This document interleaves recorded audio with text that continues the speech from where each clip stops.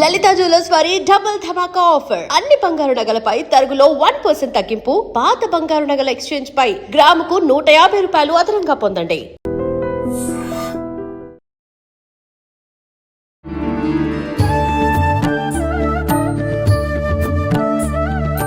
నమస్కారం, welcome to I dream.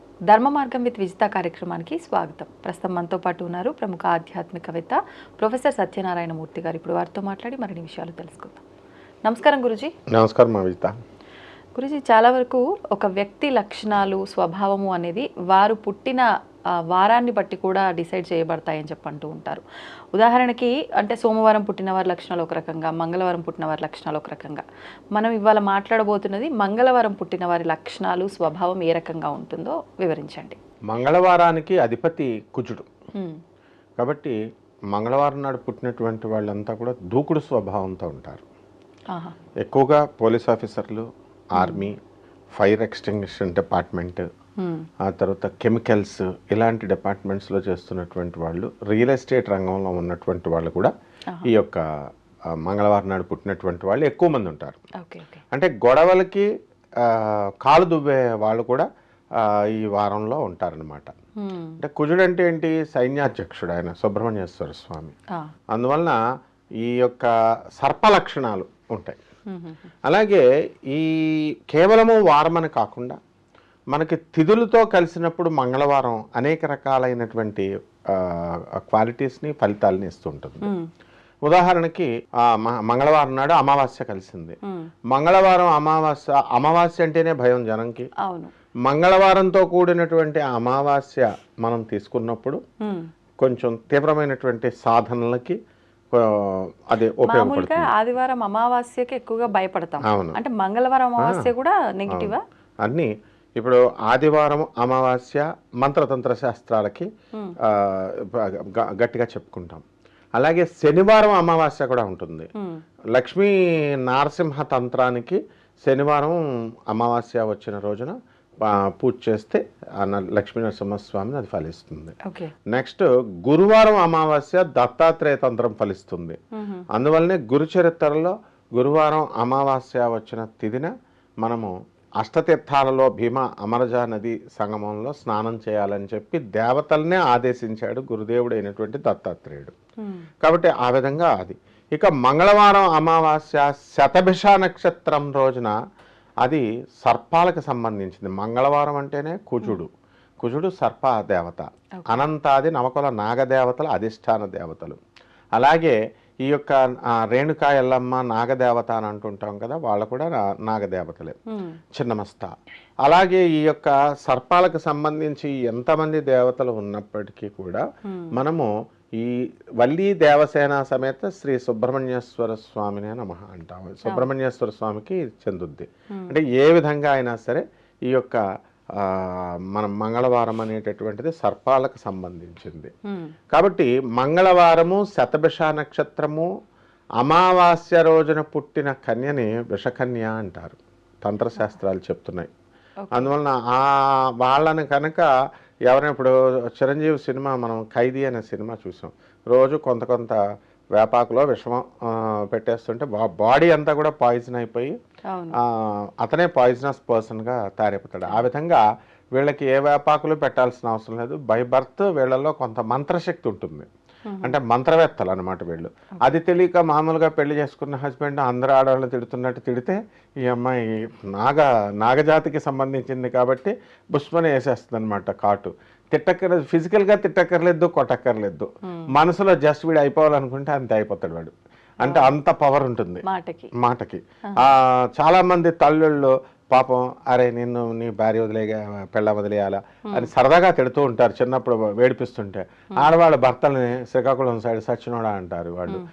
అలా వాళ్ళు సరదాగా అన్న ఈ మంగళవారం అమావాస్య శతభిష నక్షత్రం రోజున ఏ భర్త అయినా ఆ భార్యను కనుక వేధించినట్లయితే ఆమె మనసులో చిన్న కష్టంగా మనసులో అనుకుంటే చాలు, పైకి తిట్టి శాపాలు పెట్టక్కర్లా. అందువలన ఆమెను విషకన్య అన్నారు. వాడు డమాలే పైకి, ఇంకా మళ్ళీ మామూలుగా ఉండదు. కాబట్టి ఎవరు ఏ నక్షత్రాల్లో పుట్టారో తెలియాలి కాబట్టి ఈ మగాళ్ళకి వీళ్ళు ఏం చేస్తున్నారంటే రుబాబు చేస్తూ మేమే పెద్ద పొట్టగాళ్ళం అనుకుంటూ వస్తున్నారు. అలాగే ఈ యొక్క గురువారం తర్వాత మనకి అమావాస్య, పుష్యమి నక్షత్రం రోజున ఈ 3 నక్షత్రాలు ఈ కాంబినేషన్ ఉండాలి. అలా వీళ్ళు కనుక ఆ తిథుల్లో కనుక పుడితే దేవకన్యగా చెప్పబడింది. అలాగే నెక్స్ట్ కమింగ్ టు దిస్ శనివారము అమావాస్య. శనివారం అమావాస్య రోజున లక్ష్మీ నారసింహ తంత్రం అన్నారు. అక్కడ ఏంటంటే ఎవడైతే కటిక దరిద్రుడు ఉన్నాడో అటువంటి దరిద్రంతో బాధపడుతున్నటువంటి వాడు 4 వీధుల నుంచి మట్టి సేకరించి, పుట్ట మట్టిని సేకరించి దాంతో ఒక కుండను తయారు చేసి ఆ కుండలో లక్ష్మీ నరసింహస్వామి యొక్క విగ్రహాన్ని పెట్టి 9 రంగుల పుష్పాలు, 9 రంగుల ఫలాలు పెట్టి, బట్టలు పెట్టి స్వామివారిని అష్టోత్తరాలతో పూజ చేసి దాన్ని ఊరు బయట అర్ధరాత్రి 12 గంటలకి రావి చెట్టు క్రింద గొయ్యి తవ్వి దాన్ని పాతేసి వెనుదిరిగి చూడకుండా కనుక లక్ష్మీ నరసింహ మంత్రాన్ని చదువుతూ వస్తే వాడి కటిక దరిద్రుడైనా చాలా ధనవంతుడవుతాడు, కుబేరుడవుతాడని తంత్రశాస్త్రం చెప్తుంది.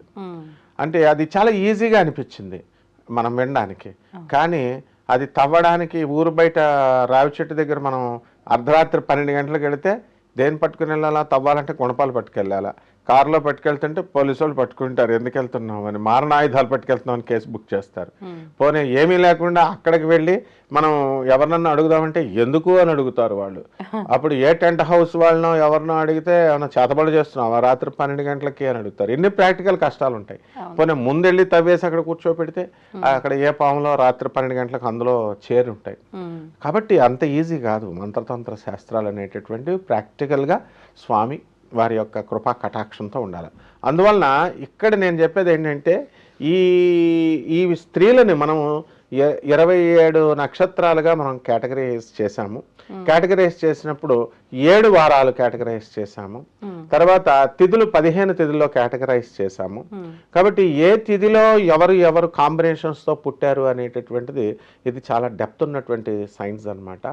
సో దీంట్లో ఓవరాల్గా కనుక ఇప్పుడు నేను చెప్పిన కాంబినేషన్లో స్వాతి నక్షత్రం శనివారము తర్వాత అమావాస్య రోజున పుట్టిన వాళ్ళని కనుక భర్త ఏదైనా అంటే వాడి పని డమా. అంటే ఒక్కొక్కరి జాతకం ఒక్కొక్క రకంగా ఉంటుంది. ఒకే నక్షత్రంలో 4 పాదాలు ఉంటాయి.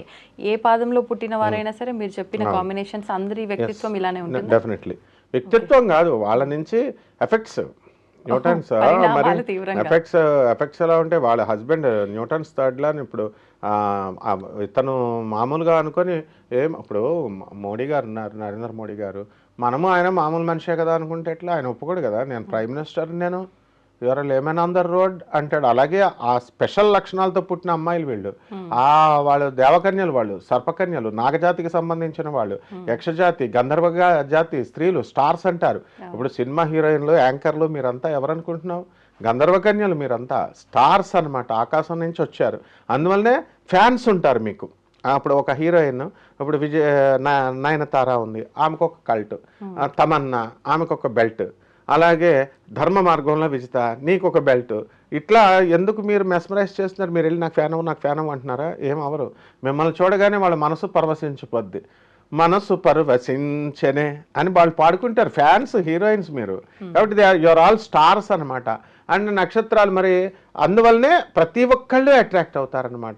ఈ గంధర్వులు, బాలసుబ్రహ్మణ్యం గారు, ఘంటసాల గారు ఎందుకు మరి పాటలు పాడితే వెళ్ళు.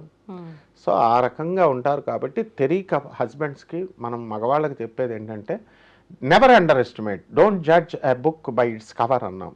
కేవలం అందరినీ చూసి ఒకే ఘాటుగా కట్టేసి వీళ్ళు ఇష్టం వచ్చినట్టుగా కనుక చేసినట్లయితే మరి ఇప్పుడు నువ్వు చూడు, కావలిస్తే ఎంతోమంది పెద్ద పెద్ద పోస్టుల్లో ఉన్నటువంటి వాళ్ళు, వాళ్ళు మంచి ప్రమోషన్స్లో వెళ్ళిపోతూ ఉన్నటువంటి వాళ్ళు ధడేల్మని వాళ్ళు ఎవరో ఒక స్త్రీతో వాళ్ళు బాధ పెట్టడం, అనుచితంగా వాళ్ళ పట్ల ప్రవర్తించడం, వెంటనే డౌన్ఫాల్. అదే విషపకన్య లక్షణం. అంటే విషపకన్య అంటే కన్య విషం కాదు, ఆ కాంబినేషన్ వల్ల నాగ అంశ ఉంటుంది వాళ్ళల్లో. నాగపామును మనం రెచ్చగొడితే ఏం చేస్తుంది? అది కాటేస్తుంది. కాబట్టి ఎఫెక్ట్స్ అనేటటువంటి కాజ్ అండ్ ఎఫెక్ట్స్ అనేటటువంటిది మనం ఫిజిక్స్లో చెప్తాము, అది ఇక్కడ అప్లై అవుద్ది. కాబట్టి ప్రతి భర్త వీలున్నంత వరకు ఏం చేయాలంటే చాలా సౌమ్యంగా, చాలా పొలైట్గా, హెన్పెక్డ్గా వైఫుల దగ్గర ఉంటే మంచిది. అలాగే ఆడపిల్లల దగ్గర ఉంటే మంచిది, డాటర్ అయినా సరే. And if they curse, if they got hurted and if they give a curse, అప్పుడు ఆటోమేటిక్గా కాజ్ అండ్ ఎఫెక్ట్తో బలైపోయేది అల్టిమేట్గా మగవాడు. So this is the thing అమ్మ, మగవాళ్ళు జాగ్రత్తగా ఉండాలి. ధన్యవాదాలు గురు. ధన్యవాదాలు. And for more videos, Please subscribe to iDream channel. Subscribe to iDream Media. Please subscribe to iDream. Please subscribe to iDream. Please subscribe iDream. And please subscribe to iDream. For more videos, subscribe to iDream. please like, share and subscribe to the channel. Congratulations, iDream. Subscribe to iDream. Subscribe to iDream. So subscribe to iDream Media. iDream ki iDream team andarki huge congratulations. Please subscribe iDream Media. Please subscribe to iDream. Subscribe iDream. Please subscribe to iDream. iDream అంటే నా కళల ఛానల్ను subscribe చేసుకున్న నోరు తిరుగుతలేదు, మీరైతే గంట గుర్తు కొట్టండి. For more such videos, please subscribe to iDream. Subscribe to iDream. Please subscribe to iDream. Please subscribe iDream Media. Please do subscribe to iDream. Please subscribe to iDream Media. For best entertainment and information, please subscribe iDream. And don't forget to subscribe to iDream.